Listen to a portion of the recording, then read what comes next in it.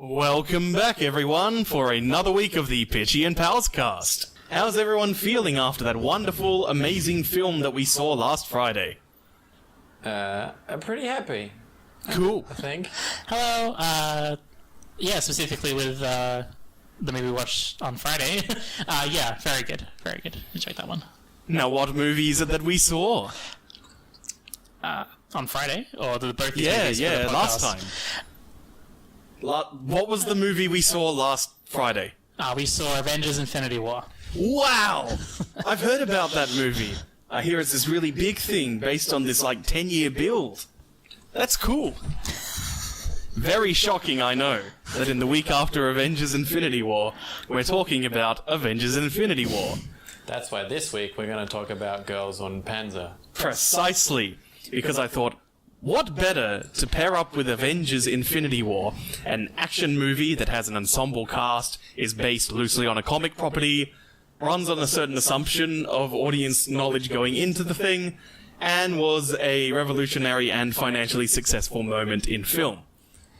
So I think I'll tell you a little bit about Girls on Panzer first. That is the film we watched tonight, and it's one of the best films ever made.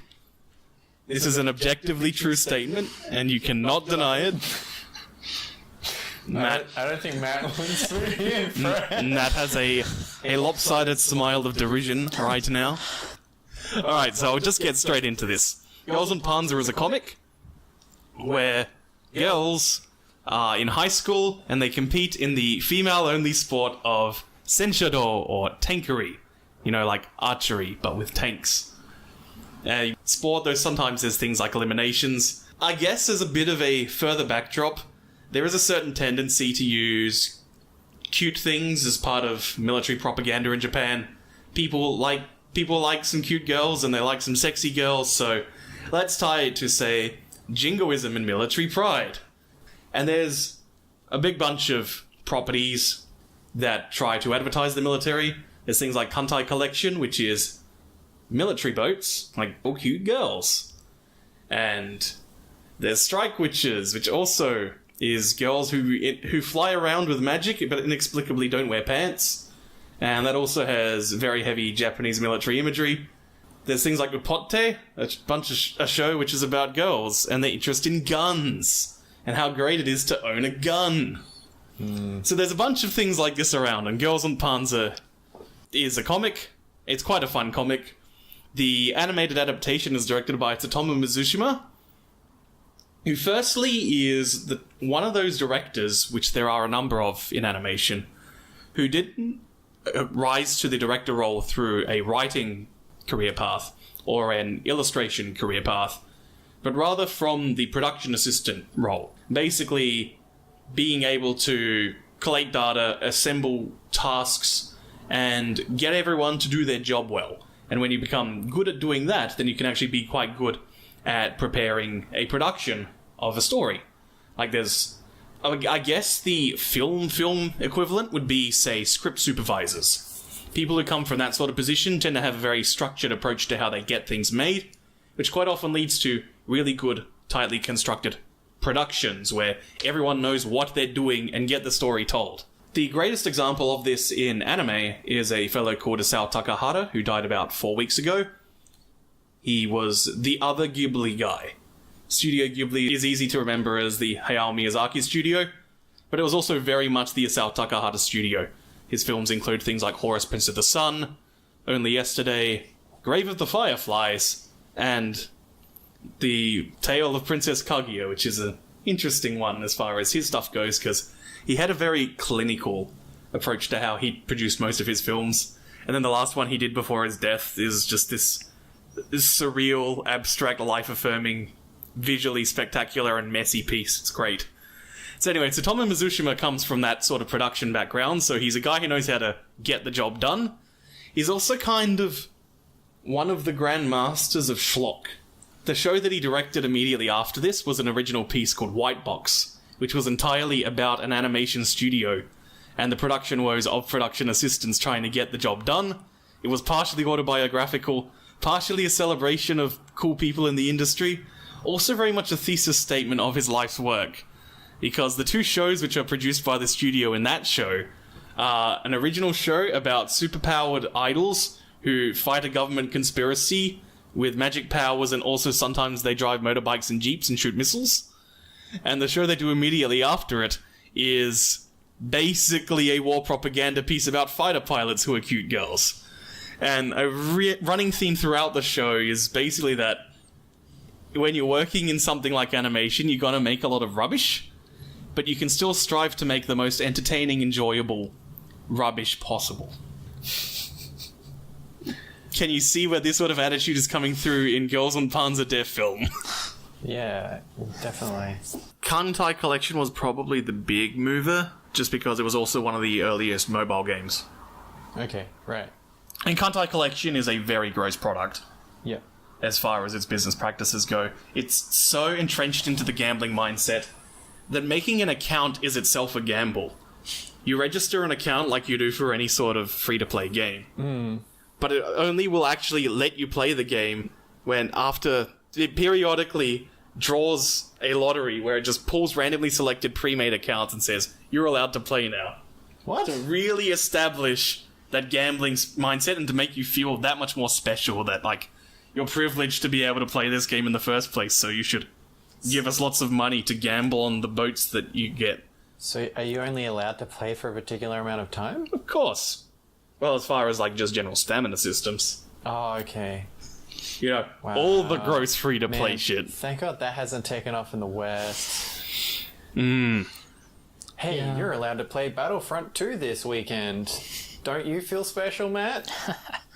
I'm just so happy that such fantastic IPs like Harry Potter has never devolved into horrific gambling games at all. I just heard that. Yeah.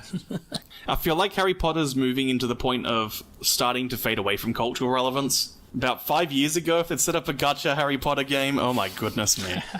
A game was... What is... Because there is a game out at the moment that's a Harry Potter game that's full of microtransactions. Yeah, that's what I was referencing. Oh yeah. Yeah. Hogwarts Mystery? Yeah, it was like Hogwarts Mystery or something like that. Yeah. Anyway. Is Helena Blavatsky in it? Unfortunately not. Well, then we should play Fate Grand Order. Speaking of which, I need to do my rolls. Where's my phone? I'm gonna fire up my Fate Grand Order here on the podcast here, see what I get in the lottery today. Gotta get my free rolls in. Girls on Panzer. So, Girls on Panzer, part of my experiment was, hey, the TV show basically adapts what was made of the comic at that point. Then it was a surprising financial hit, and so the decision was made to do a movie, but the author of the comic was writing all sorts of spin-offs and prequels and the like. So it was decided, let's just do an original script. And this leads to an interesting shift from the TV to the movie, where the TV show, most of its combat, well, I mean, let's just be flat here. Girls on Panzer is inherently absurd. It's about a fictional sport where you do battle with World War II tanks. How much petrol do they have? How can they afford all the parts? How are these girls who have basically no adult supervision at any time on screen, how are they maintaining and repairing and then upgrading their tanks? Why are all the schools on aircraft carriers? Why is tankery so important to life that people go to cheesecake shops and all the cheesecakes are shaped like tanks? Why are people happy to see their home get destroyed in the middle of a tankery match? How are there nobody getting injured? Why does it matter? The reason why? Because this is clearly a sport that can only work in the realm of fiction, so just roll with it. Yeah, there's a line in the TV show where one of the main character is sticking a head out of the tank, as characters often do to get visual confirmation and issue orders. And someone says, like, how are you not getting hit? And she says, well, there's actually a really low injury rate in the sport of tankery. Anyone want to comment on what I've been saying so far? It's certainly, like, to say it's a surreal context is an understatement. Not exactly the actual sport itself, in terms of, you know, when we look at... Like, the base rules make perfect sense. Yeah, like, if you look at the kind of games that we have on esports, you know, the idea of just fighting it out with tanks in a mock battle is pretty tame compared to the rules of Dota or something like you that. You don't have to grunt for your Uggonims. Yeah. So it's not that crazy just in the context of the game, but the fact that it's played in the real world, the fact that it only seems to be girls that are allowed to play it, it's the world that it's shaped in. I honestly, as I have written down here, it feels to me like a king fetish, really. Like, it feels like softcore porn. Like, this entire premise is, people who enjoy military tanks, which is going to normally be, let's face it. If you're a weirdo military nerd, this is a show for you. Yeah, to me, this is a kink show. This is a kink movie. It's made with that in mind, and it means that I'm not really sure exactly what. Like, you can make observations, but really, it's something for people to. It is a product to satisfy a market. Yeah. Which is one of the things I wanted to get to tonight, because Avengers Infinity War is an entertainment product for a mass market. Sure. Whereas this one is an entertainment product for a niche market. Yeah. Ultimately very similar goals at a different scale. Yeah. It's an anime. Neither of these are high art. No. I mean, because of how absurd it was, it did feel like it was bordering on satire at times. Yep. Yeah, part of the beauty to this franchise is, particularly in the context of Japanese humor, which is often built around manzai routines where someone will say something weird, but then the joke isn't that someone did something absurd, it's that the other person got annoyed and yelled at them for it, because that's not how you talk to each other. That's rude and impolite. But Girls on Panzer it sometimes will lean on the fact that it's absurd with things like the line about how the few injuries the sport has, but it never directly calls out anything that's happening. Everyone just rolls with it.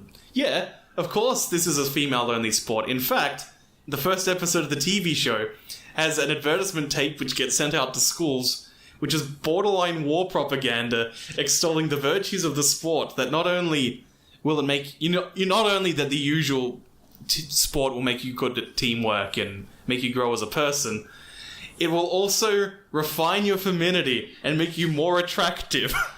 It is the ideal sport exclusively for women. Wow.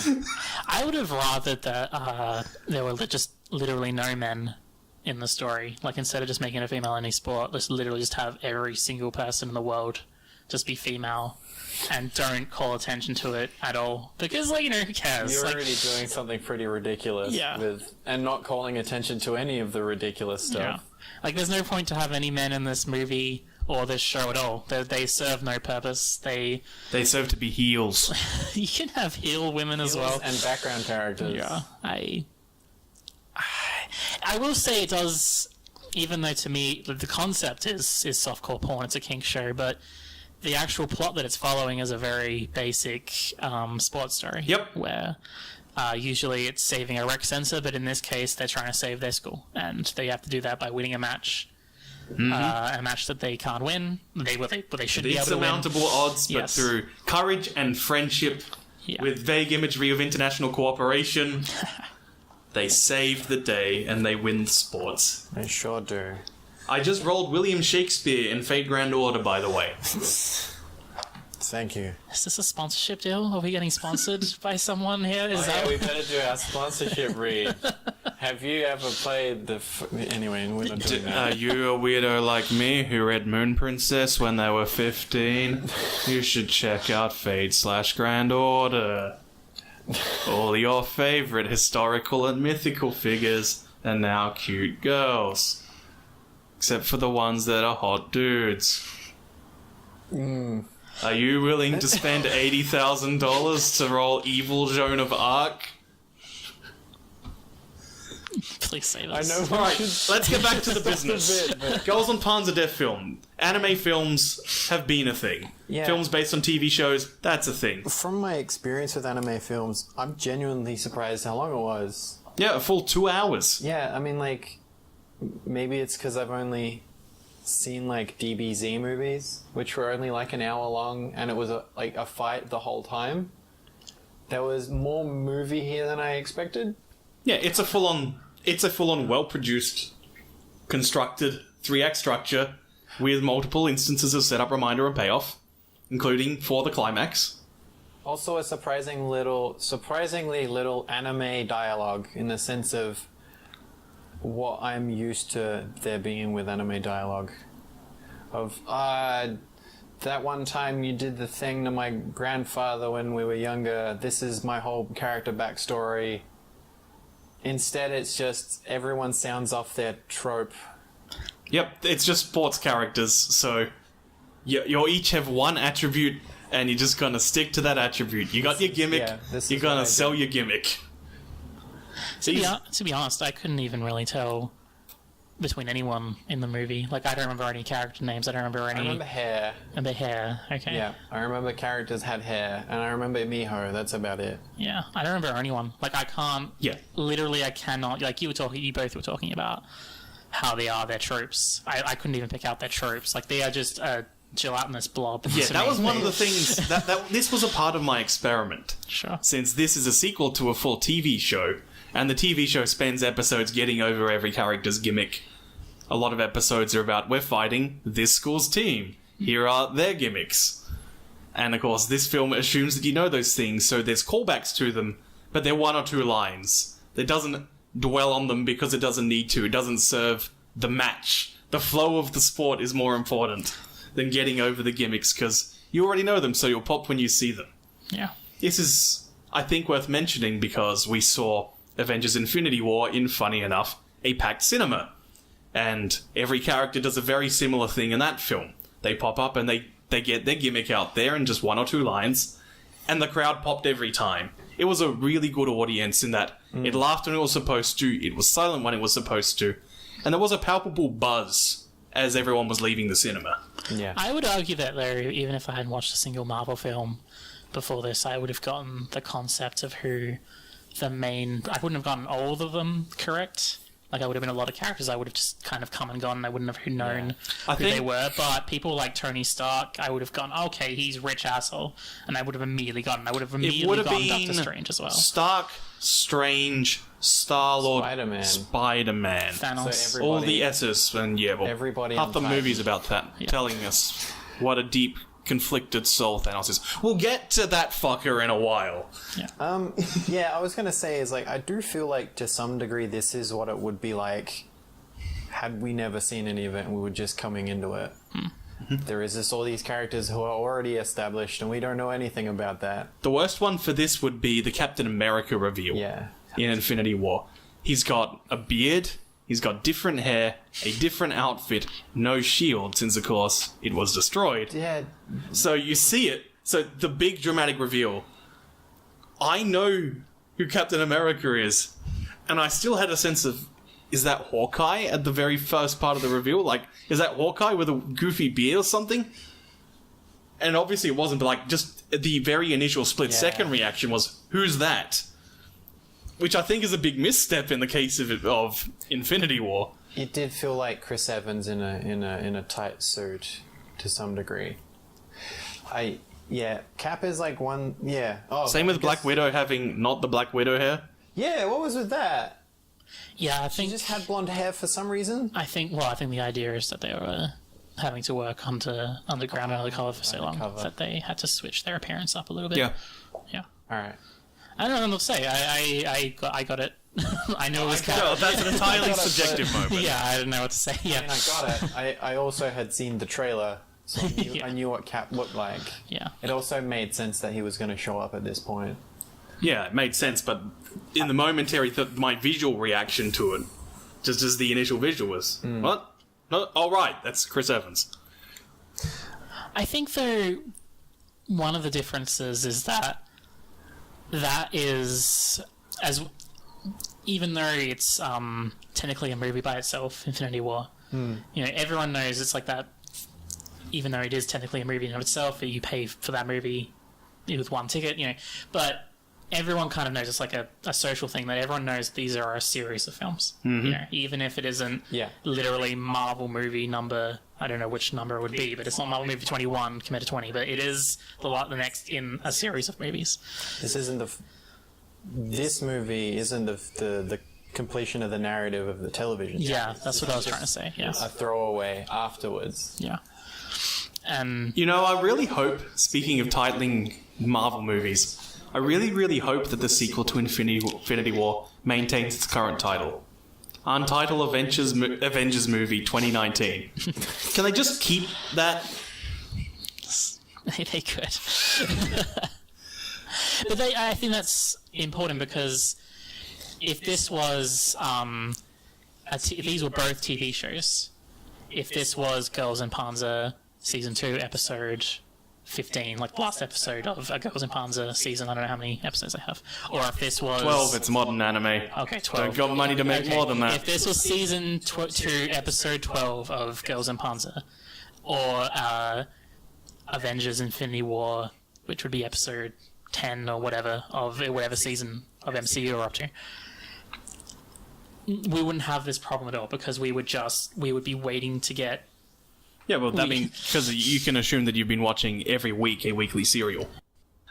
You would never ever complain that you don't know any of the characters because I haven't watched anything previously, and I would make that kind of jump from the MCU as almost a televised serial, like a serial. Yeah, of it's movies. almost, Oh, right. but it isn't quite. It's almost your own fault for why didn't you just watch the whole show from the beginning? This is Yeah. like jumping to the end of Breaking Bad and going, what the fuck's going on? Yeah. Yep. Yeah. And I But know even it's not so- 1-to-1, but it is a similar feel. But even so, that is a thing people will do, where people will hear that a show is worth watching, and so they'll jump on partway through While it's and airing, be yeah. confused. And sometimes it will just be, hey, I've heard about these movies, I'll go jump into this one. And if it happened to be that the one they jumped into was Infinity War, then you'll probably wind up with something much like you two watching Girls on Panzer their film. Sure. So But as you I was can't- saying- Oh, sorry. So as I was saying before, we had a mic cutout issue. The film did extremely well. The gross was about 30 million US, which isn't much in the grand scheme of filmmaking. For a very niche anime movie in Japan, that was extremely good. So they just kept running it. They did the home release, and then people still went to the cinema for a while because they just enjoyed the cinema experience of watching it. And this actually really has caused a change in the anime industry. Because now it's clear that if you make the right sort of niche product, people will go to the movies multiple times to see it. The chief merchandise producer for Girls and Panzer, Namco Bandai, has now changed a bunch of their niche products to be geared towards the movies.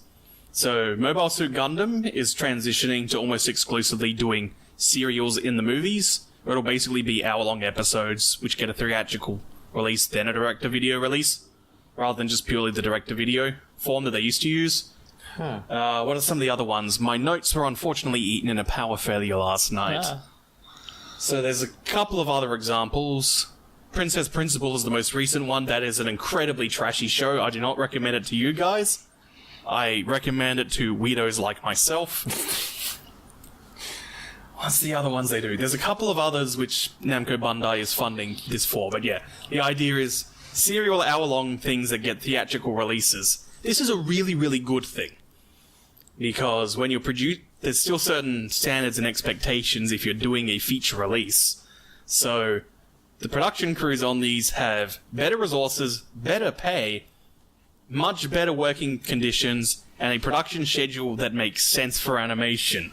So instead of flying by the seat of your pants week to week to get this thing out a week in advance of the show airing, it's now, you've actually got the 18 months you need to make a thing.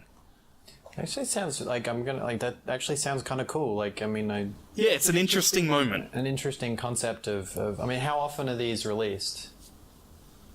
Are they It's like one a year. one a year? So after this... It's like a Marvel movie. Yeah. Except not like three of them by different divisions, yeah. but Disney is a whole different beast on production scales at this point. Yeah. The other thing is, it was then decided to do more Girls on Panzer after this point. So it's either 6 or 7 episodes in the theater like this, That's kinda entitled Das Finale, where it's the next tournament, it's the next year's tournament. The stakes are actually somewhat lower. It's, hey, that girl with the monocle, she's not getting into any universities, so we'll try and get her a tankery scholarship by trying to make sure that she learns how to be better at tankery. What matters is, the first episode came out late last year, and recently had its Blu-ray release. And they're fighting the French pastiche. It's pretty cool. They met some sailors. That's what I was going to get to. The reason I'm bringing up Dust Finale here is there's a scene where the main characters are looking for another tank to try and find. They wind up in the depths of their aircraft carrier school. They meet a bunch of pirate wannabes, who then they defeat in a series of challenges to earn their respect. One of them tries to beat up the main character, Miho, and she deftly evades every single blow which is done. It's like this 15-second sequence of just this wonderful martial arts evasion, culminating in her apologetically bowing, lifting her head while accidentally backdropping her opponent onto the floor. And then everyone says, "Oh, of course she's good. She's used to dodging all the tank fire." The only other acknowledgement of the dangers of the sport, if it were to be a real thing. I feel like it's weird that they didn't work that out beforehand, that if you make a series that is popular or with the fans in any way, people will come to see it and buy stuff for it. Well, people know that, but there's a very different approach to... It's very reductive, the approaches that are usually taken, where you just do smaller print runs with higher prices for this niche product that people want. So the nerds will give you extra bang for their buck. So now they'll pay like $120 per Blu-ray disc with one episode a pop on it. And it's a terrible system because it just continually shrinks down the audience that's willing to pay and kills the interest. Yeah. Whereas this approach was, hey, like, maybe you're with some friends, and they go, hey, that looks funny, let's check it out. Yo, this movie's the best thing ever. Look at all the tank fighting. Matt is dying as I say that this movie's the best thing ever, no matter how serious or unserious I'm being. No, it was okay, I guess. It actually reminded me, I've said that it reminded me of, that's like a general sports plot, and I also talked about the fact that it really feels like a fetish kind of show. Like, it feels like softcore porn, really, to me. Despite, it can have as much plot as it wants, but the entire context just seems to be so... Seeing these particular tanks driving around shooting at each other. No, the fact that it's cute girls doing it, like, for no other reason. Yeah.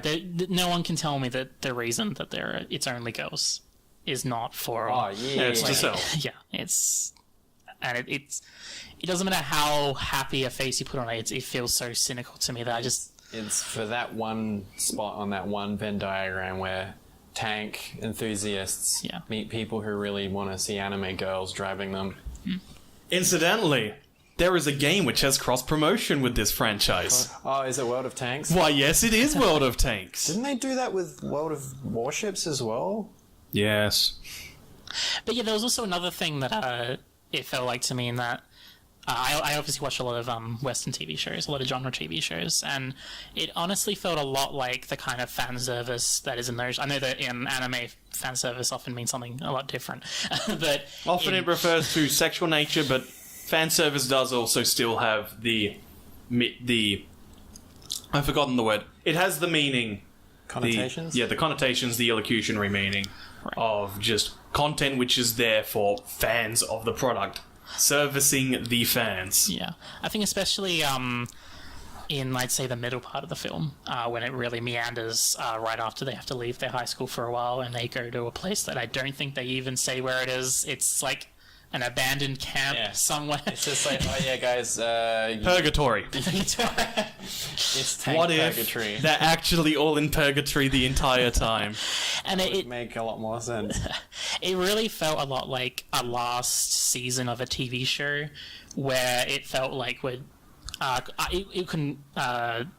didn't mean anything to me, but I'd imagine the people who have been watching the show a lot and knew each and every character, that those moments that they would have, just like doing random bullshit, goodbye to the school and things like that. It's like I could see someone who cares enjoying this. Saying goodbye to the school is mostly just an egregiously camp moment. Yeah. On the other hand, there's a lot of gags, in particular involving the obnoxious hall monitors, and now that they no longer have the structure of school, they fly completely off the rails. They sleep in.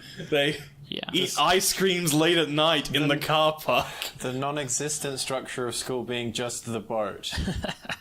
Because there are no like actual adults in this. There are no teachers. It just felt a lot to me like just it's very low stakes, and like in those particular scenes, there's not like much actually happening plot wise. It's just excuses to get characters that I'm guessing people love. Yeah, it's just to give everyone their spot. Yeah, and it's like, oh, look at that character, and like you'll. It's the Andre the Giant Battle Royale at WrestleMania. Yeah, it's so there's everybody appears on screen and gets that WrestleMania payday. And while I was watching those middle scenes, even though they just kind of turn into a blur to me, I was just imagining people talking about, fans of the movie talking about it afterwards, just saying, oh, I loved it, this was my favourite character, I found it so funny when they interacted with this person, because, you know, the history of such and such is this. I love that moment where Thor spoke to Quill. And was, yeah. Yep, yeah. Precisely. But I think the other thing that came, that I was thinking with that kind of stuff was that, my first thought was, well, maybe if I knew the context, I would like it. But to be perfectly honest, I know a lot of shows that I have either really liked or have just been in some way being fond of. And actually, when they start doing that stuff, and usually the last season is when it starts showing up, that kind of fan service, that kind of overly saccharine, like low stakes kind of stuff, where it's just, let's just throw in our favorite characters to have cameos or to have fun, lighthearted scenes. I've always hated that. I've always disliked it, even in shows that I really like. So I feel like even if I was a big basically Matt hates fan. He hates fun. Well, I was thinking, I know maybe this I think you and I have had that discussion about fandom. Yeah. Because I actually have an example. I'm not sure if anyone listening to this has ever watched Agents of S.H.I.E.L.D., but they recently had... We did an episode dedicated to the Neon Demon and the Love Witch the week after we reviewed A Girl Walks Home Alone at Night. Fair enough. I think they're willing to take whatever we throw at them. Talk about Marvel Agents of S.H.I.E.L.D. Yeah. A strange, obscure show on that ABC. no one's ever heard of. The show everybody forgot. Yeah, just that they it's a show that it's one of my favorite shows on television for quite a while now. It's a show that I would say that most of the characters I have an affinity for, and I greatly love them. And they recently had their 100th episode in the 5th and what could be their final season. And it's one of the very few episodes I disliked. It was an episode celebrating the show. It celebrated everything that was good about the show. It had characters hugging each other, loving each other. It had moments where it had I can't spoil it. Was there a bit where a character revealed that he was an alien and he was writing a television show based on the events of Agents of S.H.I.E.L.D.? Not quite that bad, but it had a lot of very... Was it called Phalanx Extreme? Are you familiar with what I'm referring to here, Louis? I was assuming it was a reference to something, but... Stargate SG-1's 100th episode is about an alien who remembers some previous episodes happening. And so he writes a TV show called Wormhole Extreme. Oh god, which is just a parody of how banal SG-1 already is. That's the most fanficky thing. No, the most fanficky thing is the 200th episode. Oh, great. Where they run into that guy again, and they spitball random ideas, which includes, what if we were actually just Farscape? Because at that point, multiple Farscape actors are lead characters. Yeah. Yeah.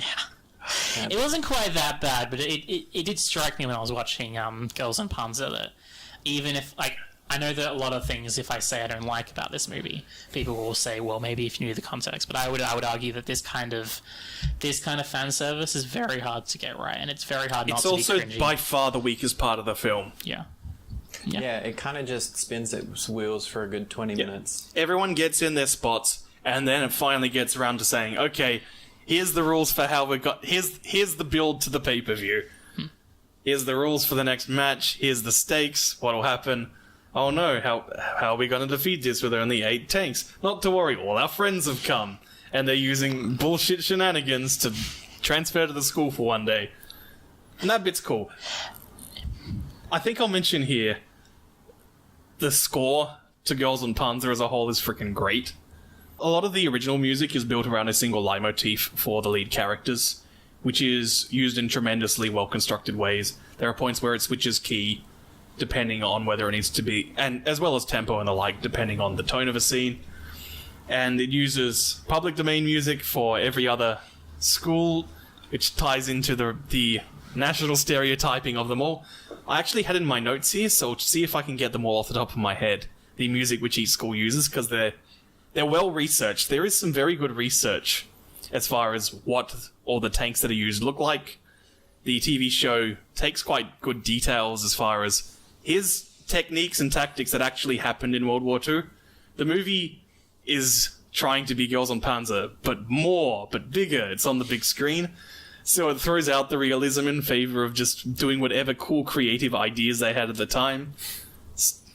This tank can now become a skipping stone and things like that. Well, I don't know what that really... obviously, without watching the show, I can't... When you say realistic, I'm not exactly sure how far the extent of that goes. It does sound insane to me that this is a team that has tanks of various kinds. Just, as you said, hand-me-downs in the movie. Like the best thing they have is the Panzer IV. Yeah, and well, and not just them, but also like the Japanese have like really shitty tanks or shitty tactics. It's Yeah, well, like, Japan's shit. Yeah, like it feels to me, it's like I wonder how far realism can go when it's like, you know, some of these tanks are made to be for fighting infantry. To be perfectly honest, some of them are just shit, and some of them are actual tank hunters. It seems like certain teams would have distinct advantages if it was done realistically. Which is why the team, which is based on late-stage World War II and has mostly Panzer VIs and a mouse, funny enough, had won the previous 5 years in a row.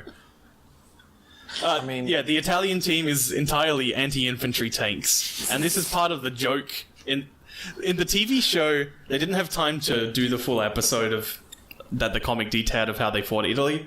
So instead, the entire episode is about the main characters trying to scrounge around and find another tank somewhere in the decks of their ship. And then they go, yay, now we've learned things about teamwork along the way. Now there's no way we can lose. And hard cuts to them instantly beating Italy. Then they actually did the episode, which is Italy has nothing but anti-infantry tanks, and they have a grand plan of we'll use cardboard cutouts to fake our tanks. Their second in charge is tired and hungry, so she just sets up all the decoys in one spot so everyone knows they're decoys and then just beats them. I was gonna say is like I'm skeptical about the amount of realism when you have things like using a Ferris wheel to like break an to break a tank line, or using another overturned tank to launch your tank into the air to destroy the artillery. It's also a sport. Like Yes. it's not you know, when someone tries to make the rules for football or any domination or cricket, they don't try and think they don't have like they're not trying to think of, well, what are the relative like abilities of the ball of the 1950s versus today, or like trying to make when a sport or a game Sport rules are arbitrary. Yeah, they're arbitrary and trying to make the most fairest, entertaining game possible. Their team is wearing 1950s footwear Yeah, and sports attire. yeah, and they're training in like 1950s ways compared to like now. Like, and you know, you're using things that were made to fight wars. You know, like when the Nazis made Panzers, they weren't thinking, well, this will be a fair tank. This will have comparative advantages and disadvantages, which should be very entertaining when we fight the British and the French tanks. They said, what is the best tank to build? And hopefully it's so good that there won't even be a fight. Like, that would be ideal. What if we invested... See, you say that, but... the more you learn about Nazi superweapon projects, the more those things come across like, this is clearly a gimmick for a sport. Yeah, and they lost the war. So. They sure did. So it is weird, and it's stupid to talk about this, and as I say, I genuinely think it's a fetish show. I don't think... It's kind of dumb to talk about these things, but... Yeah, it has come As to I mind. said, even when you're making just dumb, sleazy schlock, you can still strive to make something creative and entertaining. Try to strive for art even in the most commercial of circumstances. Never has sleazy schlock sounded so noble. Oh yeah, so I was going to get to the music choices used. Let's see if I can remember the order they appear in for their big dramatic reappearances. So let's see. The Not Germany team uses Panzer, which was the official theme. Frickin' Germany, they had an official theme for their tank divisions. So it uses Panzer. They did. So it uses Panzer. The Russians are headed by a girl who really, really, really wants to be Stalin. And can't speak Russian. And she's shit. Or the more fascist a character is, the more of a joke they're treated in this franchise. That is, I'm sorry, I know we're supposed to be talking about the score right now, but that does remind me, like, I remember you guys talking about, like, this person wants to be Stalin, or this person wants to be, like, that was a weird part of, I'm not sure if it's also in the show, but something of my experience watching the movie was very weird, that this is supposed to be a sport, right? Like, yeah. This is a sport just happens to be using World War II tanks. So when it decides to use, like, historical imagery or having characters that are supposed to be like pastiches of historical characters, that was a bit weird to me. Oh, like, it's very weird. It's like what are you trying to say here? It's not racial stereotypes of people from races. It's Japanese people mimicking Japanese racial stereotypes of World War II figures. Yeah. It's a very bizarre situation, and it's part of why I feel that the franchise is like trying to depict a point where war has become so far and distant that we commodify it to a certain extent. Because we don't do that now. Jump cuts to Battlefield 1's trailer. Look, fiction is descriptive, and this is absolutely a thing that's happening now. Yeah. Especially as Australians, with the deification of Anzac Day as being a couple of weeks after it. I managed to avoid most of the pomp this year. Yeah, I stayed at home and played video games. So the Russian girl is Katyusha, and so funny enough, the Russian division uses Katyusha. Yeah, isn't that... I thought that was... Every time they said Katyusha, I was expecting I was going to hear, like, rocket sounds from those artillery trucks. Like, every single time they said it, I was like, are they going to show up with those rocket trucks or No, it wasn't something? that Katyusha. Katyusha was a song written in 1938. The Not Italians use Funiculi Funicular, which you may recognize as the Spider-Man 2 pizza mission theme. What? If you've played the PS2 Spider-Man game. Yeah. Yeah, you know, the missions where you gotta deliver pizzas? It's been a long time. It plays Funiculi Funicular. It's a song which was written at the end of the 19th century to celebrate the first construction of a cable car that could reach the summit of Mount Vesuvius. Oh. It's pretty cool. And so it's them intentionally not using any of the fascist party's music. America uses the Battle Hymn of the Republic and the US Artillery March. If you know anything about the Battle Hymn of the Republic, that is such a fascinating piece of American patriotic music. It's a song that was written in support of the Yankees during the Civil War and is basically saying we should be fighting because God's on our side. They're not English, and of course Matt, being someone who loves England so much, will be delighted to... We'll be delighted to hear the British Grenadiers March, which is a, 16th, 17th century. The anthem of British imperialism, essentially. Yeah, it was just made me so nostalgic. Like, those halcyon days. Yes. Where should we colonize? We're basically all evil people on the inside, to be honest. Let's face it, we all have This our is little... why you like sci-fi, because you want us to colonize the rest of the solar system. I was gonna say this is why I like the Total War series so much. There's just something about me that just Get to loves reenact all of conquering. it. Yeah, there's this part of me that just loves conquering territory one by one by one. Just can't get it out. Would you say that the sun never sets? Can't get it out, so just revel in it. No, you revel in it in a media or entertainment faction, so it never happens in real life. Yeah. Yeah. Or are you just preparing? Yeah, well, Brexit is a disguise. It was all you. Yeah, yes. We'll isolate ourselves first to get our forces together. Yeah, bring everybody back. Yeah. The Not Finland tank. There is one tank by the Not Finland group, who are, I guess, hilariously called the Continuity Academy. It's a nod to the Continuous War, which is the Finnish name. I'm not sure if you're familiar with Finland's participation in World War II. They weren't in World War II. They were busy having their own war with Russia at the same time. Yeah, I don't remember what they did during World War II, but I do remember. They spent like half of it allied with the Nazis. Yeah. Solely for the purpose of fighting Russia, and then turned on Nazi Germany when Nazi Germany retreated from Russia. Yeah, I don't remember the part during World War II, but I do remember the part where, before World War II, that Finland and Russia were having some blows. There were some disputes beforehand, then they just happened to go to war at the same time. The song that they use is... I apologize for my poor pronunciations here, but I believe it is the Sekievan polka. It's a folk song.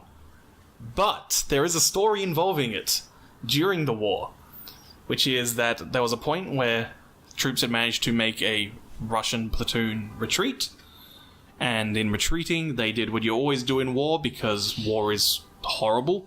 They left a large amount of remote mines around. And then some engineers got a hold of a couple of them, and worked out the frequency which the remote mines were operating on for their kill commands. So they rigged up recordings of the Sekievan polka and played them at the same frequency as the remote mines continuously for about a week to jam them so they could disarm the things until some better techies could make a less obvious and continuously loud musical option for jamming them. So it's a cute choice of song here. The Japanese army uses, in Girls and Panzer, uses the Yuki no Shingon, which is a Sino-Japanese war marching song, which was banned in the Second Sino-Japanese War for being too morbid and hurting morale and the opinions of officers. This is a thing that quite often happens in war stories, is people will sing a bitter song or a song which is about longing for home, and it will get banned because you're not focusing on the job. Is the attitude. So yeah, it's basically a song about how we're tired and hungry and cold, and we're all going to die out here, and none of our superiors care. What a song for this movie. Perfect song for the faction who do nothing but charge. And love charging in so much that they do that almighty gag. As Australians, of course, our favourite Simpsons episode is the Australia episode, where they just shit on Australia for half an hour. And the gag when Marge asks for a coffee and gets given a beer. Wants coffee, no beer. C-O-B-E. And they do that gag here. Beer. What a great movie. Thumbs up? Thumbs down? Thumbs down. Rude. Sideways? If you're an anime, you'll probably like it. Sure, yeah, if you like anime, you probably like this. It is a fun romp. I recommend it. The most entertainment I get out of Maybe this, watch the show beforehand. Yeah. The most entertainment I got out of this was how absolutely absurd most of it is. So I guess there's that. Yeah. So I guess it's on to the main event now. Avengers, boy. Infinity War. When I came out of the cinema, I went, that is a perfectly fine entertainment product for a mass market. Which is a thing that exists and is fine. I like this movie less the more I think about it. I'm not quite at that Transformers level, where I came out of the Transformers saying, hey, that's a fine entertainment product, and the more I thought about it, I very quickly turned to, wait a minute, that movie was awful and vile. I'm not quite at that point with Infinity War. If I see it again, I think I might. I think my big problem is that, for all that this is a film which is running on us, as we were discussing before, that it's not only running on assumed knowledge, but is to a certain extent building on as a sequel to all the things you've seen before, another episode in the grand storyline. It feels to me like this film basically ignored all the character growth that most of the characters depicted have had in other films. And in particular, it really felt like this film just flat out wanted to ignore everything that Guardians of the Galaxy 2 and Thor Ragnarok were about. Yeah. That was easily my biggest gripe with the movie, was what happened to Thor.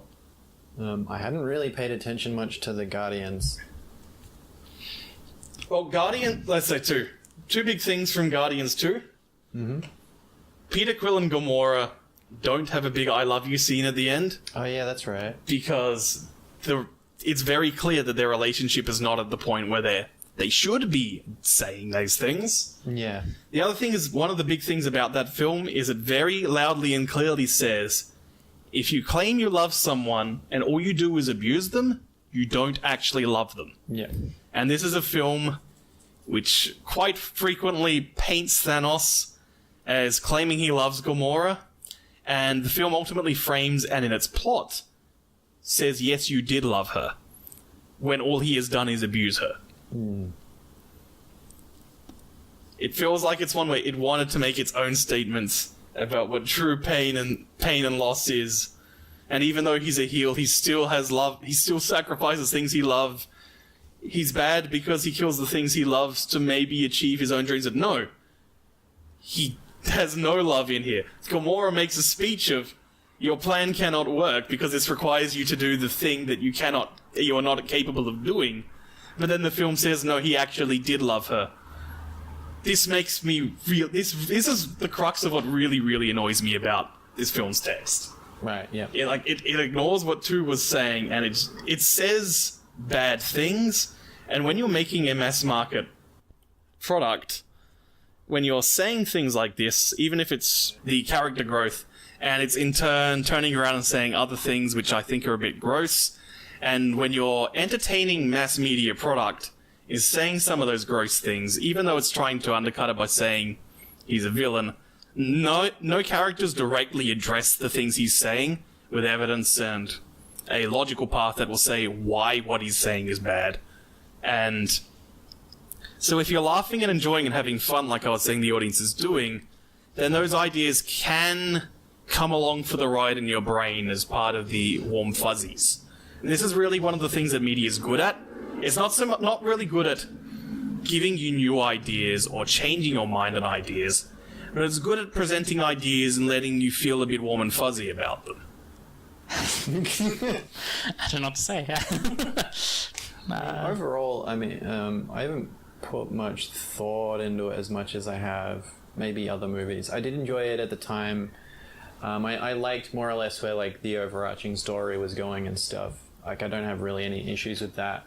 I guess it is these little details that did kind of annoy me, and the one I know you guys are very aware of was Thor's hammer axe.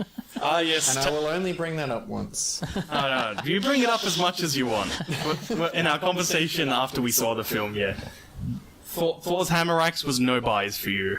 Yeah, I just liked everything that they did with Thor in Ragnarok. I liked his aesthetic that he got, and I enjoyed the fact that he was Dumbo. He was no longer the god of hammers.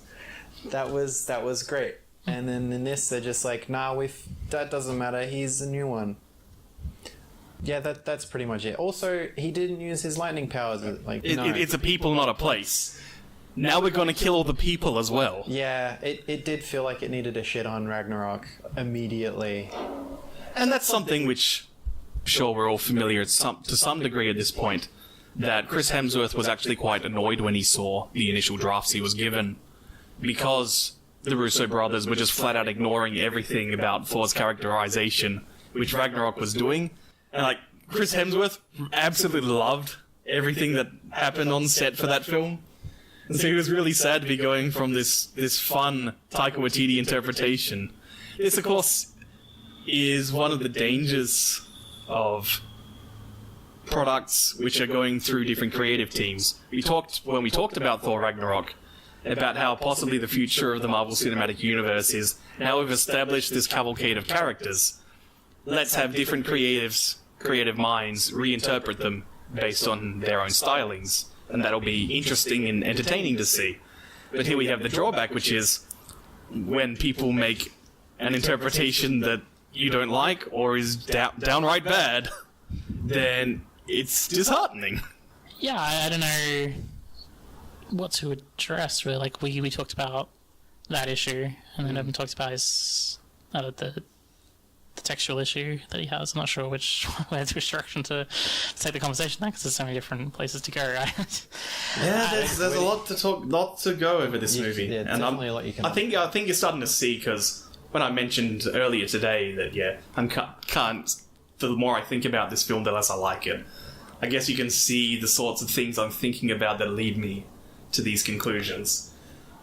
Yeah, I also disliked... I'll go with the easier thing to address first. It's like, I I also disliked what they did with Thor for the most part. I didn't like Guardians 2, so I didn't really think too hard about the Gamora and Quill thing. I think that I would say that, like, we're talking about a movie that has how many characters in it? I think there are 24 characters in the movie poster. Yeah. We're talking about a lot of different franchises and a lot of different characters coming together. I think it would be naive and a little too demanding to think that it was always, like, every character was going to get equal amount of time and that every character would be done. I was never expecting that to happen. Yeah, and so I would say that as much as I would have loved to have seen nods to Thor Ragnarok and... Well, you don't have to have nods to Thor Ragnarok. You can just not murder the entire cast of that film. And the core part of the emotional core was a change in understanding about culture. I think I'll just mention here, in some ways this was the perfect adaptation of comic book crossovers. Yeah. In that it's just come here, all other plot threads in other movies and other storylines and other creative types, all put on hold. Here's this thing, it's all-encompassing, all in power, and you might be writing some ideas for your own character, but the higher-ups have decided it's hammering time for that cast. Yeah. They're getting cold this time. I think Matt, you put it the best when we just finished it and you said that they use it kind of to up the stakes. It's like, the audience like this thing. Yeah. So let's just destroy that thing because the audience like it. Yeah, and if you guys had both talked glowingly about the film, that's what I probably would have started off talking about. But because we started with some criticism, I guess we've got to destroy it in order to build it back up. I guess. I would say that, WWE bookers here. Yeah, that never works. What? Sure it works. I was very angry. Look at how much they love Roman Reigns. They love him more every year. Yeah, because you are right, and I did say that, and I do believe that. I do think that it's a shame what they did with Thor and Asgard. I don't think they killed everyone in Asgard, though. I know that's how the movie framed it, but I think when Thor 4 comes out... Well, they had one spaceship, and that spaceship exploded. They had one spaceship that they showed. I think... Also, we did technically have... They had one spaceship in Thor Ragnarok. They got on the one spaceship. I think... It was the one Meek had, remember? Yeah. From his revolution. No, the only thing I was going to say is that Thor did kind of survive in space. Yeah. So, I mean, maybe the rest of them... there's their out. And the Valkyrie was not there and has been confirmed to be alive. Yeah, nor was Korg. I know that they had one spaceship. I just think that there are a billion different ways that you can fudge it. Yeah. You can say there are escape pods. The one thing, Thanos has never killed everyone. Like, this particular Thanos is always killed by half. Mm-hmm. So I wouldn't be surprised if there is actually half of the Asgardians left somewhere. Exactly one half of the ship. The ship itself. If Thanos was... a different kind of villain, a little bit more psychopathic. That is a very anime thing to do. Yeah. I am the half-man. Exactly half of you. Yeah. This is how Two-Face's duality works, right? God.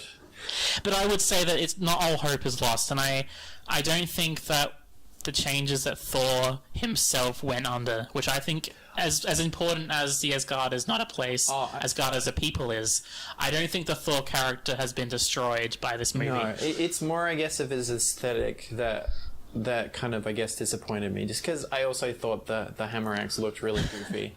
This is so annoying. I can't remember what it looks like at all. I don't remember even a bit of it. Picture that you're at a convention. Sure. And there's one of those foam swords. Okay. Is that material to make a hammer? And just this cheap fake wood that's all squiggly woggly zigzag to make it look natural. Because it's from Groot. It's amazing that I didn't remember any of this. I don't remember I didn't look. That was at the another hammer. point I was going to get to. Yeah. Is that I like this film less the more I think about it. But the big challenge, and probably what's going to really stop me from getting to utter contempt, is that so much of this film just went in my eyes and out my ears. I am genuinely struggling to remember what happens between the cool fight in the city in New York, which I thought was quite a visually creative setup. Which fight in New York? I thought there was only one fight in New York. Oh, is there only one fight in New Yeah, York? it's just they fight telekinesis, man. Oh, and they yes. do cool things. That's right. Then Spider-Man and Iron Man are stuck on the spaceship. Then I think it cuts to the Guardians finding Thor.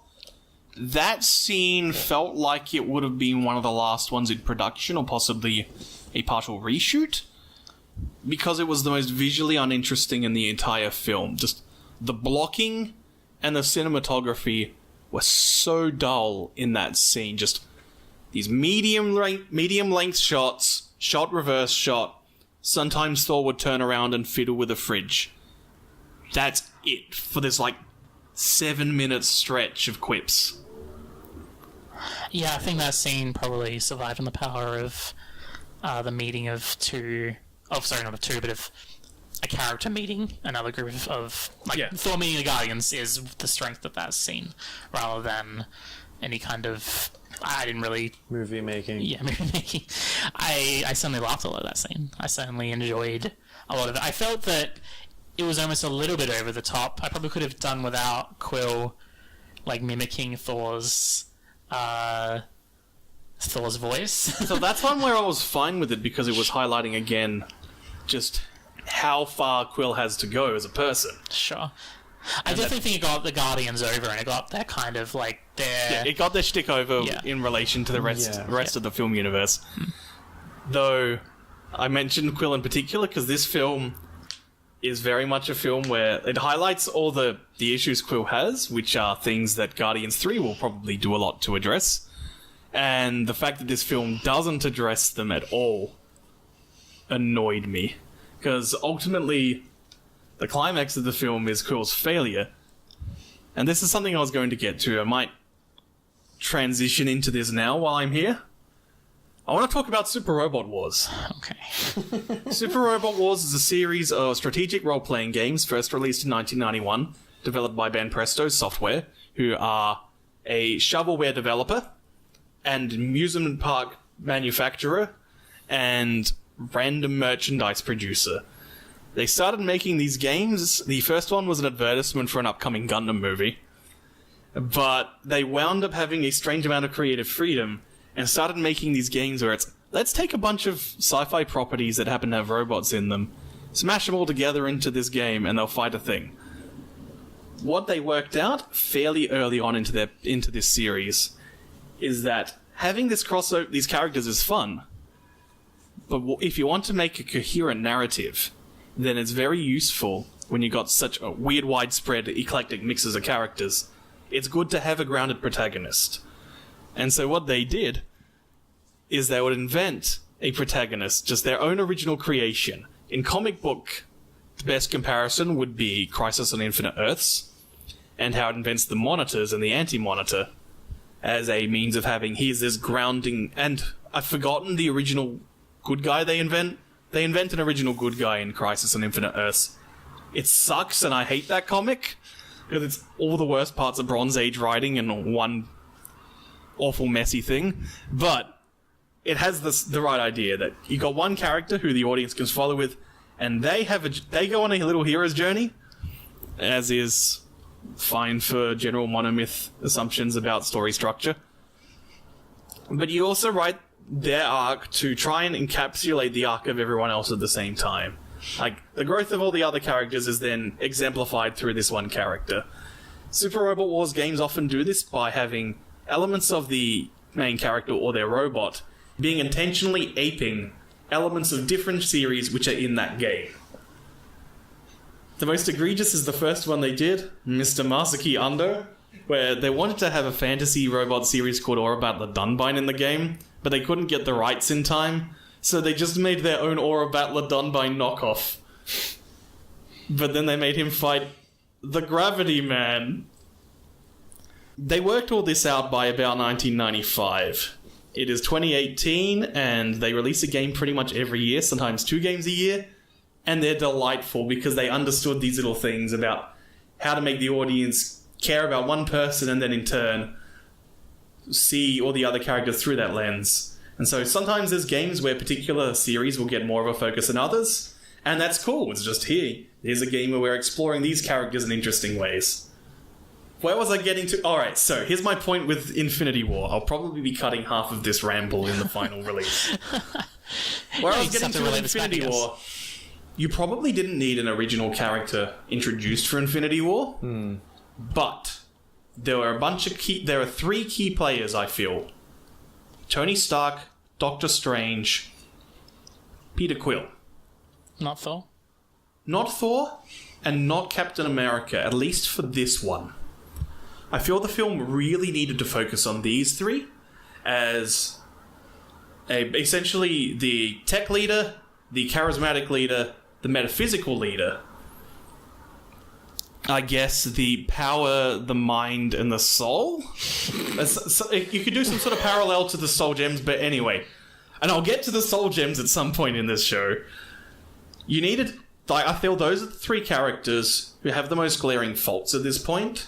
And since this is a film that was always going to inherently end with failure, because it's the midpoint, it really should have really focused on these 3 characters, how they lead people, what their flaws are, and so Thanos wins because of their flaws. And these are the 3 characters that I feel really, by far, the most needed to be alive to live with their failures. And then the next one, they learn and grow, and in turn we learn and grow, and all the superheroes are better as a result. Yeah, it would have been one way to do it, and I feel like they did do it to some degree. They obviously didn't do that with Doctor Strange, but they did do that. They did that with Tony. No, Tony. The thing is, Tony interacts with so few of the cast. It's more just Tony having a father-son relationship with Spider-Man is mostly what he gets. Yeah. And Quill just runs around and does his own thing, and Doctor Strange murmurs his own things. It really doesn't help that these guys are all in the one group as well. This film opts for what I tend to refer to as Gal Gadot Final syndrome. Gal Gadot Final is a robot series that's a sequel to a good children's TV show about teamwork. But the sequel series being direct-to-video, the creators are going, yeah, we're free of the restrictions and guidelines of children's TV. We're going to have more sex and violence. And it structures it so every character is in a one-on-one fight with the evil version of their own character. So this series that was good because of how well it illustrated teamwork instead just splits everyone off to an absurd degree, and you lose any sort of cohesion and enjoyment of seeing those characters because they no longer interact with each other. And to a certain extent, I feel this film split its cast too much. Probably should have just been 2 teams. The Earth team and the Space team. Matt's shaking his head here. I think that I hear this, not with Infinity War, but I hear this a lot in a lot of ensemble ensembles are hard. Yeah, that's always the lesson. I think there's a reason why in most ensemble shows or movies they like to split people down into as smaller groups as possible. And the simple fact is that if you have too many people in a room, there's just logistical issues with characters interacting with each other, and that's like this is where it gets to, I think, having particular characters with particular magnetism and leadership qualities as the ones. It's not all the characters interacting with each other is less important than how they interact with that one person. And then you focus on how they can use their abilities to solve the problems that they are presented with. Yeah. Well, it's one way to do it, like just relying on, in your version, 3 lead characters, essentially. But that's just not the way they decided to do it. They decided... Yeah, it's not. And I think what they opted for was bad. Okay. I would say that the enjoyment of this particular film is in seeing all these different characters interacting with each other. And I think if you had decided... Then why did they split them off so much? Well, because you needed to, because of logistical issues. Because if you had them all in the same group, if you had them all in 2 large groups, you would have been... what's the word? You would have... They can all make... Look, they're Marvel characters. They're gonna be mostly built around quips anyway. So they just make quips that bounce off their quips based on whoever's near them in the fight. I disagree. I think that in the end you have to have conversations between characters. There's a conversation between Thor and Rocket, for instance, that I thought was very good, where Rocket is asking him how he's going, and Thor decides to, especially because we talked about Thor. That's probably the best scene in the movie. Yeah, we have. I had completely forgotten about it. Oh, okay. And that actually is making me mad now. Okay. I'm thinking of, he was this good scene, and now that I remember it existed, it's good, but this film has made me forget its own content. I'm sorry, that's an extremely villainous thing to say. That's what a villain says, like, oh, I forgot this thing. It was their fault. It's like, I would say, oh, sorry, Lou was saying something. Yeah, so I can see where, like, both of you are coming from, and I think, like, where am I going with this? From what I understand with, like, basic human, like, relationships is the most intimate relationships develop when you are, like, with someone one-on-one. Yep. So I feel that there is an absolute advantage of splitting groups up down to the smaller parts, because there is that kind of that opportunity for the more deeper, interesting, like, I guess, interactions and development. And I think that worked the best early on in the television series Orphan Black, where, because of so much runtime and there's about 6 to 8 characters, you would often have entire episodes where there would, say, 2 or 3 groups of just 2 characters each, and then each episode there would be almost swapping between them, and you would have these really great, different, interesting moments, which I think this movie is certainly trying to do. And I think it doesn't necessarily... It does it with some of the groups to great effect, and not as great effect with other groups. This is where we get to the point of... This is when we get to one of the big questions, ultimately, which is, then why are you making this movie? Well, first I would like to just back up, Louis, with the Orphan Black thing. Watch Orphan Black. It's mostly really good. Last season's not so good, but That's the story of American TV, really, isn't it? But yeah, what they do with character pairings in that show is immense, and one of the most fun things every season. It's easily, I think, that show's biggest strength. Yeah, is just the way that they are able to pair different characters together. Yeah, it's a delight. And it works really well for an ensemble cast, because then you do have these big moments and these big episodes where everybody comes together. Yeah. And I think that maybe this is something Marvel could have done a little bit more of leading up to this, is instead of having so many individual origin stories, was maybe have more of these, even more of these crossover movies, but with 1 or 2, 3, maybe 4 characters, and get to know what they interact like, and then split those groups up, and then having them interact again. And then we could have had this big crescendo here, where everyone's in the same room. Yeah, what we're getting to is that ensemble casts work well for serials rather than individual stories. And even though this is trying to be a part of a serial, as we were getting to before, it is still a single film that you will see without seeing all the other films the weeks before and the weeks after. Yeah. You know, this isn't... Television is something that you can see week by week, or hour by hour if you're binge-watching. Whereas film is something that you will get, at the minimum, a 4 to 5 month gap in between installments. Yeah, so unless you're in a position where you're marathoning all of them leading up. Yeah, we're getting to the point of, like, here's some of these structural issues that the Marvel movies have had before. And these are definitely niggling complaints we've had before when thinking about them. And Infinity War is, to an extent, highlighting all the flaws of the product that Marvel has created up to this point. Because, that really comes back to what I was saying before about how this is a film which is ignoring the people who have become fully realized people in its narrative. Where instead of it being a celebration of these realized people coming together for a big problem, it's really, really messy and awkward, and often quite shallow. Well, I would say... Well, first I was going to say it also highlights the positives, I would say, of the universe, and that you say it should have been a celebration. Like, in the end, it was supposed to end in failure, and one of the things that I like about it is that it should have been awkward. Like, these characters are not meant to be... They're not team players, at least the most of them aren't.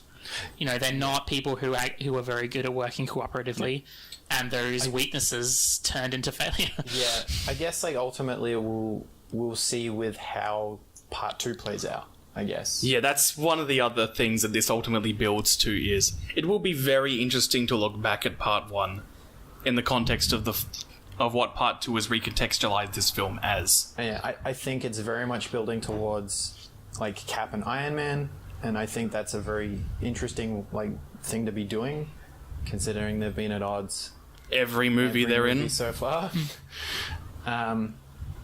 But there's also the other side of, I find it's a little bit of a shame that Cap got so little in this movie, considering how much Tony had in this movie. If we're then going to be building towards it then being about Tony and Cap coming to terms with their differences or something. I don't know. This leads to one of my other big complaints, which is not a complaint of this film, but of business structure planning, which is we've ended this film on a cliffhanger, a big traumatic extinction event, where this horrible, nasty man who wanted to commit genocide has decided to commit genocide. It's not a politically motivated one, though, honest. I mean, he even says he's not politically motivated. That means he's apolitical, It's right? random, it's fair. Anyway, snark aside. This film ends on some pretty important, intense stuff. Why the fuck are there 2 origin story movies before the sequel? Yeah. Surely just the one. 2. There's Ant-Man and the Wasp, which will be an origin story for the Wasp. And No, there's she's an Ant-Man. She was an Ant-Man? Yeah, she was an Ant-Man. That movie has leaked out of my brain real hard. Okay. I guess it doesn't necessarily Okay, so there's matter. one origin story movie and another sequel to a fun little individual romp. Yes. Why are you doing that? This is Yeah. genuinely baffling business to me, that you construct something that's going to leave the audience on the edge of their seat and wanting a resolution. Why are you dawdling? Why are you pussyfooting around? You should, like, it's an Avengers movie. It will make $5 billion. That's an exaggeration. It'll probably make $1.5 billion. So, like, it's people are going to come. Why would you do something that can undercut the emotional feelings? Why are you telling your audience that what they saw doesn't actually matter? To a certain extent. And that other things are happening. Why are you doing that?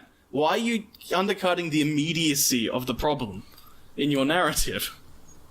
I do not understand their decision here. Yeah, I do. I will agree that, like, yeah, I don't know if, like, origin stories don't necessarily matter, but the fact that we've got 2 Marvel movies between now and then seems a bit much, because it does feel like this is that kind of opportunity to reflect on what this is all about, and, you know, I mean, get hype for the conclusion. So I feel like it would have been. I don't feel. And like... if there's permanent deaths in the second one, then it's cool. You go all Transformers the movie or Marzinger versus the General of Darkness on their asses, and hey, these characters are dead. You slightly introduce some cool new ones, and then you have some more movies which introduce new cool characters. So it's, hey, you might be sad that the person you liked is dead. Maybe you'll like this other cool person who we're not writing to fill in the exact gap in your heart that this one has left. Because Transformers the movie proved, and Marzinger vs. General of Darkness proved that that's a really bad idea. Yeah, I think it's a bit awkward as well. I would have rathered that the sequel to this, whatever it's going to be called, Untitled Avengers movie Untitled 2019. Avengers The movie. only thing I've heard is that they haven't released the title yet because it's a spoiler for this one. So I guess it's Avengers the Undustening. I guess anything I would say though is that I feel like they're kind of in a no-win situation here, where, like, to me, I would say that it would have been better to have this Ant-Man sequel before Avengers, and also to have Captain Marvel's origin story before Infinity War as well. Yeah. And I then think you it would have a have been fine situation. to have Ant-Man's after this, because the context of Ant-Man the movie in Civil War ends with, like, there's perfectly logical reasons for Ant-Man to be in hiding at this point, and to be playing it down and playing it safe, especially when big freaking alien invasion is happening. So it makes sense for him to be lying low and then steadily building up his strength and his recognition in the broader superhero circles after this. I would probably rather both these films to happen before this movie or after it. I guess but you're in a situation, of course, where if you had... We were already talking after Black Panther about how it kind of felt like Avengers Infinity War waiting room. Yeah.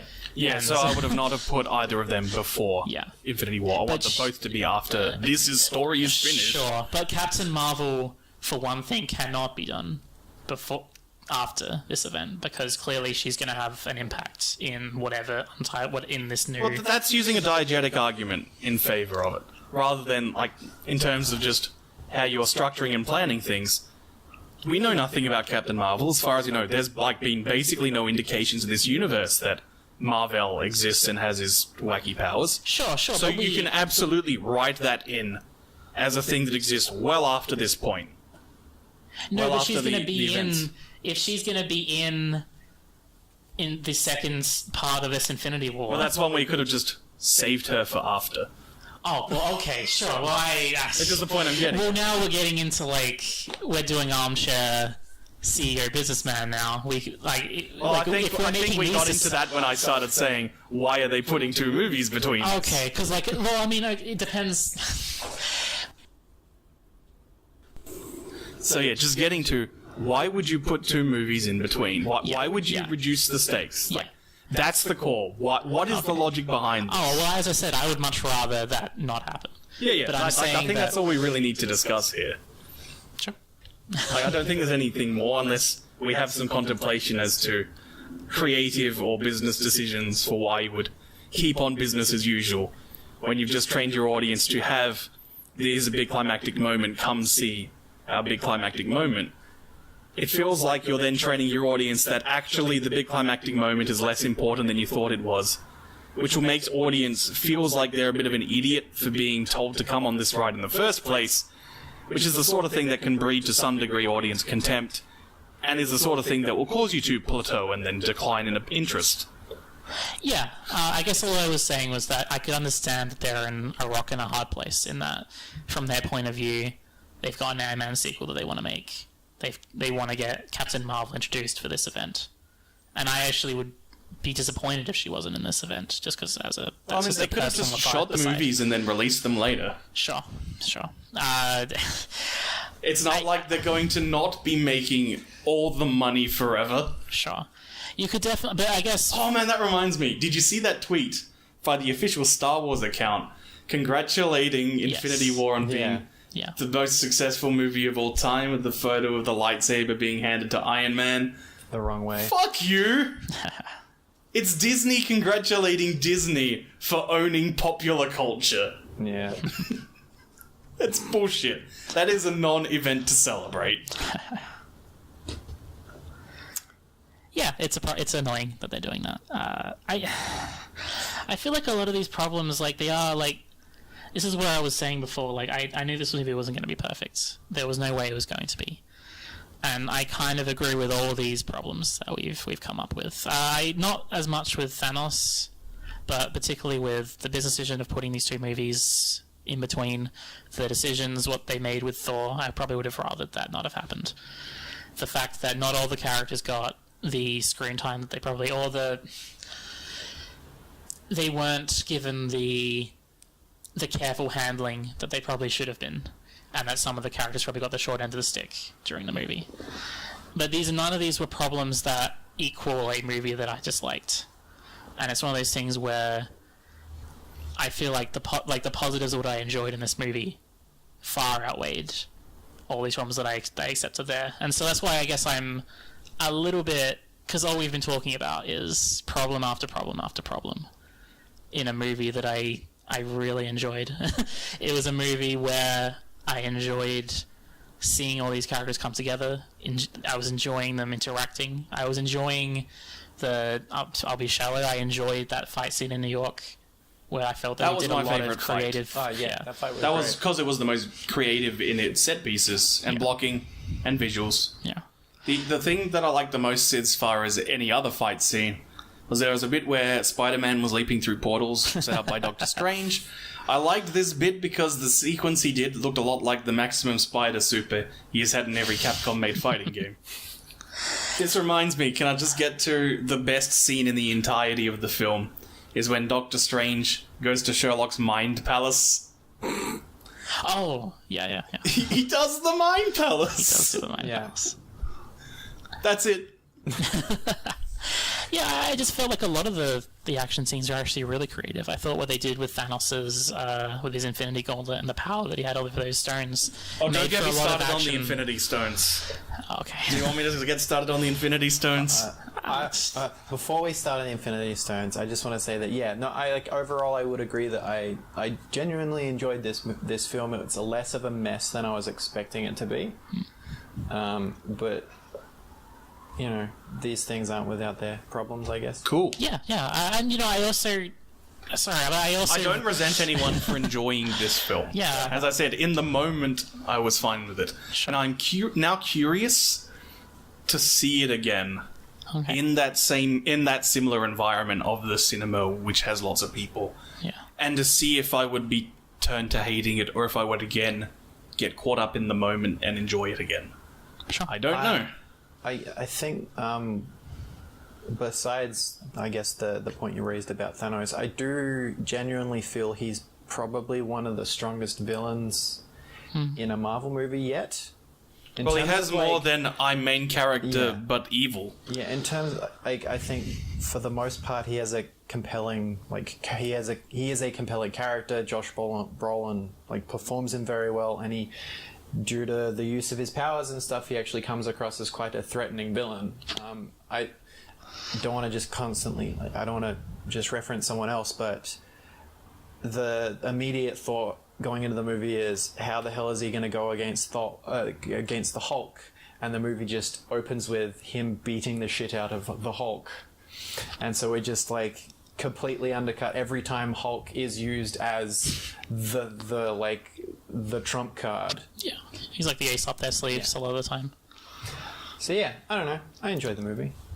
He was an intimidating presence, and he also had a motivation that, while horrible and awful, it's this thing where it's this double-edged sword of where everyone will say that they want a villain with a compelling motivation, and then if you give a villain a compelling motivation, you say, well, how horrible it is that this horrible character was given any sense of empathy, or oh, how dare you say this character was right? He's obviously wrong. It doesn't even need to be said. I don't even, he wants to kill trillions of people. That is his simplistic view on how to save the universe from suffering. Yeah. The idea that you even have to explain how that is He's- utterly insane and Yeah. horrible, and that this is a person that should be fought. Not a single person in the Avengers goes, maybe we should just let him do it. There's no equivalent to Clark Kent's father saying that you should let the kids die on the bus. All the heroes, all the Marvel heroes, despite all of their flaws and weaknesses, immediately just see the insanity of this plan. Yeah. And I feel like, to me, that's the perfect villain for me. Anyway, it's one that is, you can see where he's coming from in terms of how he got this horrible, horrible idea. But you also not quite, know because that... we don't actually... The only perspective on the history of Titan we have is his own. Sure. And it's probably wrong. Yeah, he's probably lying, but we don't know. Sure. No, we don't. Yeah. Yeah. That's my thoughts on that. The Infinity Stones. The Infinity Stones are pretty much the worst sort of power set that you can have in fiction. Especially visual fiction, where you have to visualize things. The great thing about books is that the cost of writing two people in a workroom talking to each other and the cost of an abstract battle through space and time, it's the exact same production cost. Yeah. Person at keyboard or with pen on paper writes words. Production cost of two people sitting in a room, depending on venue hire and equipment, is pretty cheap. The cost of abstract battle through space and time is $200 million at least. Yeah, this is the same. So- I think if we're going where we're going, this is the same issue I had with Inception, in that everyone's mind defense in that movie was just dudes Shape in the suits, terrain. Yeah, dudes in suits in cars and with guns, and it was never like a guy who was really into T-Rexes. I like. There's a degree of expressionism going on in Inception with how it handles things like terrain, at least. Yeah, absolutely. No, what I'm getting to here is the Infinity Stones are really, really stupid elemental set to be using for powers. I mean, power, I guess, is okay. You can interpret that as just raw energy. That's fine. Time Yeah. is the ability to control time. Why didn't So he you just- should be invincible if you have the time stone. Space is control over space, movement, positioning, relativity. Yeah. You should be invincible because nothing should be able to touch you, because the perceptions of how you touch you means space should not be a thing. What's the next one? Mind. This is control over brains and perception, or loyalties, and so you should be invincible if you have this, because you're altering people's perceptions.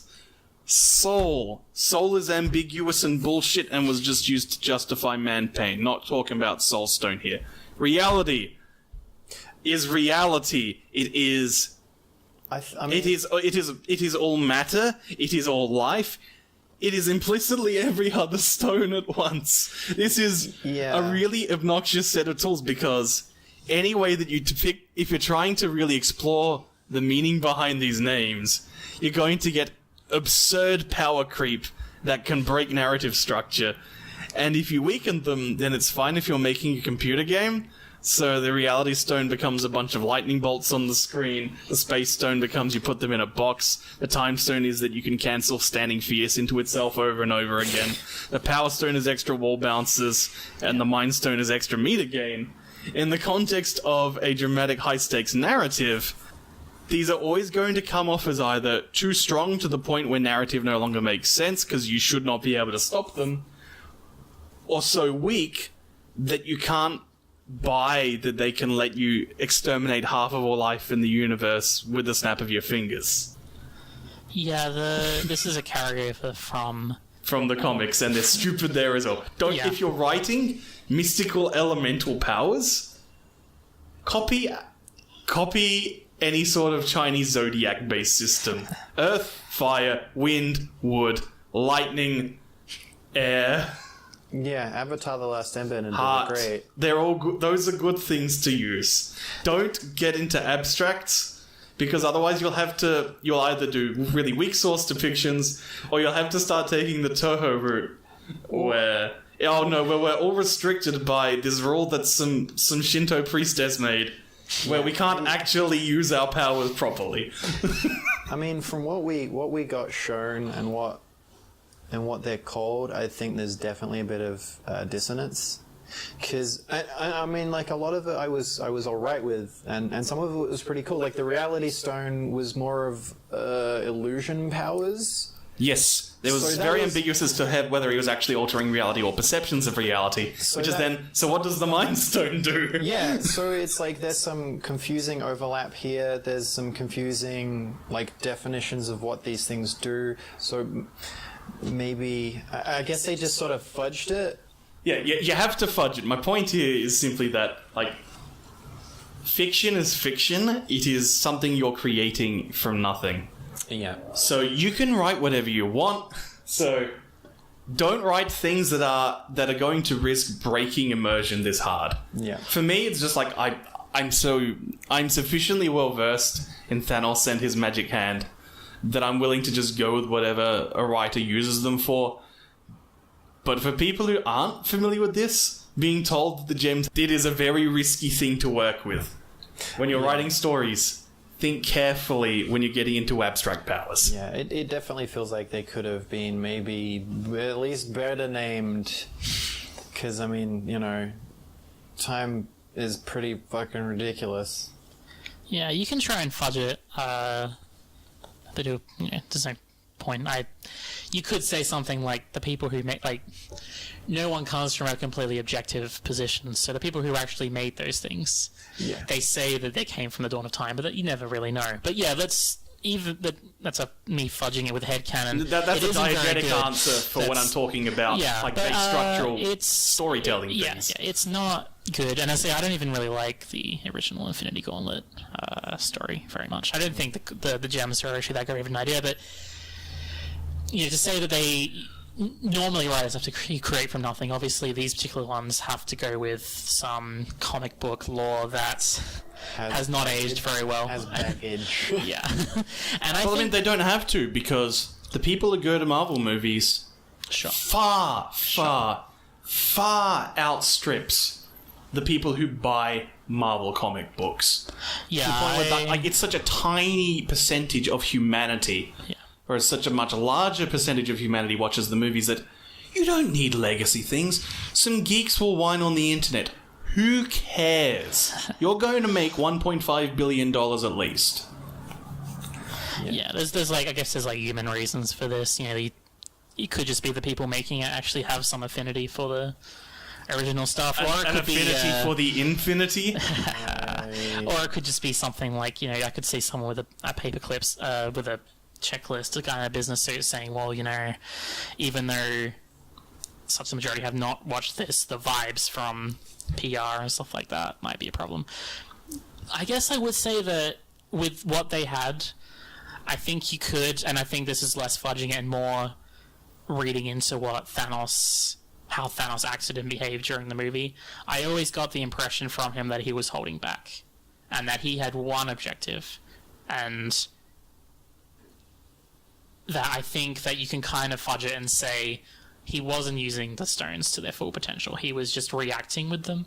He used them to get what he wanted. He used them to, if someone attacked him, he would use it to stop them. If he needed to get somewhere, he would use them to get somewhere. He wasn't. Did he?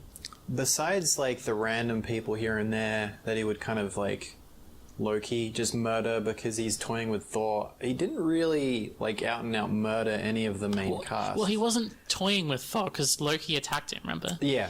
So, and I feel like that was an interesting thing. Sorry. I mean, toying isn't the right word as much as, I guess, tormenting. Sure. So I guess it did. I forgot where I was going with that. Anyway, so what were you saying? Well, I was going to say, I actually kind of like this because a lot of stories will have this, and as Adam said, and I think that was a really good point, that and comics would especially do this, but a lot of stories do it where they have power sets that are just way too powerful for the narrative to kind of hold, and it's struggling under the weight of these incredible powers. Or just, it doesn't have to be abstract, just be characters that are shown to be so absurdly powerful that you wonder how they could ever be stopped, and you always it always feels kind of dissatisfying when they're defeated. And I feel and you'll get a lot of situations where you'll have the villain, instead of killing someone they easily could do, they'll throw them. That's the things that villains like to do, to throw people around. And I think you gotta get your heat spot. I could be giving the movie a lot more credit than it deserves, but to me I thought it was actually kind of clever to take that, and by its depiction of Thanos and how I know that I'm not going to say it. The way he behaves, I think he thinks, it's not that he is, but he thinks that he is in the right. Oh, yeah. And that he, in his mind, it's insane, but this is the interesting thing about characters that are insane and crazy, but you can see what their thought processes are, which I find really interesting. Yep. Characters that, in his thought process, I believe, he doesn't want to kill anyone he doesn't have to. Mm-hmm. Which sounds insane because he's going to kill so many people. But in his he wants even the Avengers who are trying to kill him, he wants them judged fairly. Yeah. And so he doesn't use his powers to their full effect because he doesn't want to kill anyone. And it doesn't help, it doesn't solve the problem of these powers that are just ludicrously too strong, that it kind of breaks the narrative. But I feel like they did the best they could in that Thanos doesn't want to use them properly. He just wants to click his fingers and do the thing that he wants. Yeah. And it doesn't solve the problem, but I do think it kind of helps it a little bit. I was mostly speaking in the abstract. They are Okay. fairly well executed in the context of this film. Sure. Yeah. No, On the other hand, Doctor Strange's usage is terrible. You have mastery over time. You have used this to do clever things in your previous film. maybe use it at all ever to do something besides the Mind Palace. Further evidence that Sherlock is a terrible show. The Mind Palace was useless. No, his like... What if the rest of the film after that point is one of his simulations in his Mind Palace? But hey, that's just a theory. I didn't like... Thanks for watching! Yeah, it... Probably one of the weaker parts of the movie, and just like, he said that he was gonna choose the time stone over Tony and that, but then he's seen all of the timelines, and then he immediately gave it up because clearly he knows that that's what he has to do. Yeah. Which is worse if you consider that Doctor Strange is okay with genocide. Like, there's some unfortunate. If that's the route they're actually taking. Well, that means that then he is okay with genocide. He's complicit in genocide, and this guy's not a hero. Yeah, he knows what part 2 is. He already knows what the next movie's gonna do. Sure. It just seemed like a really bullshit way to try and build up hype because it's the one in 14 billion. It's a very sloppy point, and it has some very bad implications if it's what they're going for. Yeah, I don't know if it makes Doctor Strange sounds like he's okay with genocide, but I do think that it's a bullshit plot point. I think it is lazy, and it's something that you just have to... We don't have to, but it wasn't my favourite part of the film, for sure. No. And I would have rathered that not be there. I would have rathered even a more cheesy, he has a moment of weakness seeing people going to die. Yeah. That's not great, but it would have been better than this. Yeah, it's just some clever way of tricking Doctor Strange, so he's trying to use it, but he can't, because there's been an illusion or something. Yeah, play it into his weaknesses, even. Weaknesses of who he is as a person. And as well, it does feel like a throwback to old comics a lot. And it does make me wonder, like, these people... Like an old comic. Yeah, as I was saying, this was in many ways the ideal adaptation. The parts that you might enjoy about crossover comics and many of their flaws. Yeah. It is strange that obviously it's not just one person or one group making these Marvel films. It's interesting when you have people that they make a lot of great decisions, both in terms of just regular storytelling and also in adaptation, just making it more palatable even, or sometimes it's actually genuinely clever. And there will also be these times, like with Doctor Strange, where it's like, how did this carry over? How did you not see... Like, it seems like you're aware enough and clever enough to understand that some of these old comic book stuff is kind of silly. Why did this stay? How did Drax's one joke stay in this movie? I mean, I would have been fine seeing that as a cut scene on YouTube. Yeah. The audience popped for it. It's what you're there for. I guess, it's just like after you see, say, Winter Soldier from the same directors, and it is as a whole, such a wonderful movie. I don't mean wonderful as like, I just mean... It was good. It is a good movie. An entertaining spy film. Yeah, and it felt, that they are capable of telling something coherent, but I guess maybe the odds are against them with something is it starting to buckle under its own weight with so many people involved? Are we saying that Avengers Infinity War highlights the inherent flaws of all humanity? And this in turn makes it almost as poignant a piece as Girls on Panzer der film, with its closing statement that all the lessons of life can be learned through tankery. Cut to credits. Fuck you, Adam. Fuck you for liking a movie I don't like. That means we're mortal enemies now. Oh, Jesus. Oh, man. Anything else you'd like to say about Avengers Infinity War? I mean, if you've been in it since the last 10 years, I mean, I don't want to be like. I guess we should just have to see it, but it is. You're almost kind of like. Do you think it was worth the 10-year wait? I'm not sure, but I mean, it's not like I knew where this thing was going when it started. I just was sort of there for the ride. I think it's an unfair question because that makes it sound as if the 10 years were boredom. It makes it sound like I waited for... It makes it sound like I went through pain and suffering, or alternatively nothing. Do you think for 10 this was a years. suitable cap-off to 10 years? I think we'll. I don't think it is a cap off. I don't think it is a cap It is off. the first half of the cap, after all. I'm shooting there. We'll save that for 2019. Sure. I will give it a thumbs up, and I think that... I would say the last 10 minutes of this movie was very emotional to me. I think that enough investment in the characters was made in those 10 years. So I think maybe a better question could be... How did it feel when you lost the character? How did you feel when the characters died then? pretty bad. I felt like it was an effective part of the film. I think it was probably one of the best parts of the film, those last 10 Yeah. minutes. I think it was one of the best, and it's very much a highlight to me of how little most of these characters mean to me. That I went, yeah, I appreciate what's happening here, but I don't feel the feelings you felt. Yeah. I think it's... Yeah, felt- we're going through the motions for the scene now. I certainly felt more for some characters than others. I think part of the problem is the fact that most of the characters that Actually, no. went- I got mad when they killed Peter Quill. Yeah. Because Yeah. a lot of what goes wrong in the climax is his fault, and he should be there to live with his consequences of this, because Yeah. that's something his character needs. No, I was going to say is that I think part of the problem is the fact that a lot of the characters that went,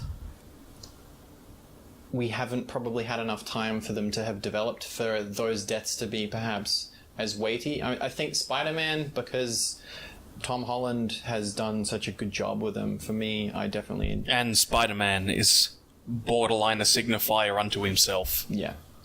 Whereas, like, I personally, Black Panther wasn't as much of an important movie to me, and I don't, care as much about his character, or, I guess, like, I'm trying to think who else died. Bucky. Bucky. Like, he hasn't been a thing for a long time. Yeah. I think as well, I would say it's a shame that no one here has watched the second episode of The Expanse season 3, because I had a moment pretty analogous to this. Just like,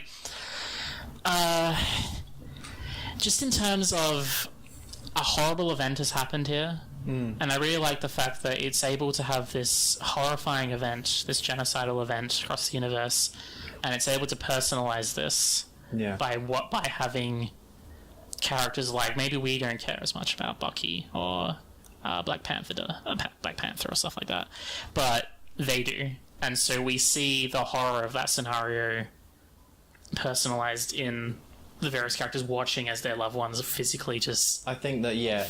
Tony's, I guess, his is probably the one with the most weight behind it. Yeah. It's a great scene for him to, despite all of his achievements in the last movies that he's had, and he's had a lot of development. Like, I remember, like, if you look at how he was in Iron Man 1 compared to now, he's probably gone on the biggest journey, but he still has that same problem where, in the end, despite all of the advancements in his character, he wasn't able to keep the team together. He had that argument and he couldn't get over it with Steve Rogers. And now the end of the movie is him just looking at failure and an inability that the one thing he wanted to do was save the world, well, save the universe, I guess, You from know this who else? oncoming threat. Yeah. And he couldn't do it. And You know who's had the second most development? Hulk. Not just because he was in the second movie, yeah, but because he's managed to transform entirely from Edward Norton into Marvel. yeah, That sound like a good endpoint for tonight? sure. Thanks for listening, everyone. We didn't quite hit the 2-hour mark. It'll be a bit shorter once I'm finished in post. Shall I give a preview for next week? Sure. All ages dystopian fiction. Bye. Good night. Talk to you next week. Bye.